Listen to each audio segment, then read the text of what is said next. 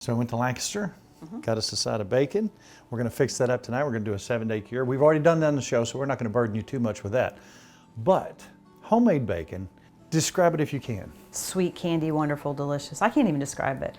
Doesn't even taste right. It's not store-bought bacon. Right. I don't know why, and I don't know if it's this way with you too, but some brands, a lot of brands of store-bought bacon, I don't know why. I could blame it on this, that, or the other, but something really gives me indigestion. Me too. Same Affects thing with me, you? Right, same. When we make our own out of simply brown sugar, real maple syrup, no chemicals, just maple syrup, which is basically one ingredient, as you know, which is tree sap Right. and kosher salt.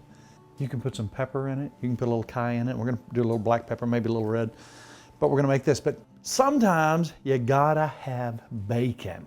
I'm going to take these equal parts of brown sugar, kosher salt, and real 100% maple syrup. And this is going to make kind of a pasty little wonderful solution that we will apply all over this beautiful side of bacon. This is now adequately mixed, and here's what we've got here. Okay, now if you want, and I've always got some Telecherry pepper. Freshly ground Telecherry pepper. Now, if you can't find that in your local store, you should be able to find that online. Now that we're down to this point, just simply take this, spread it evenly on either side.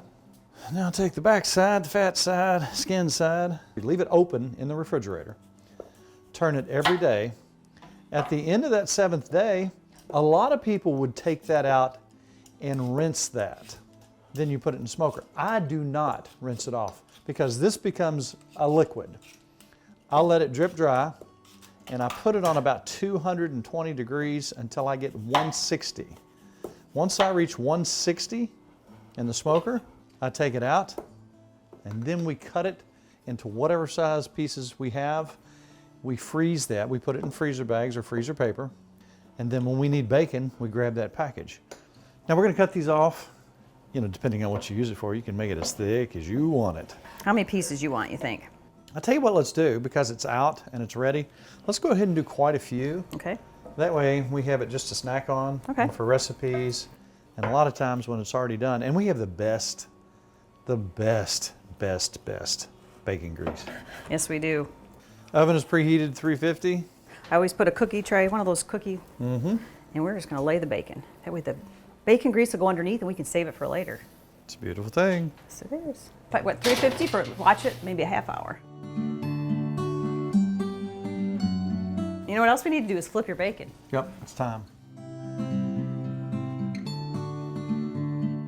Oh my goodness. Amazing.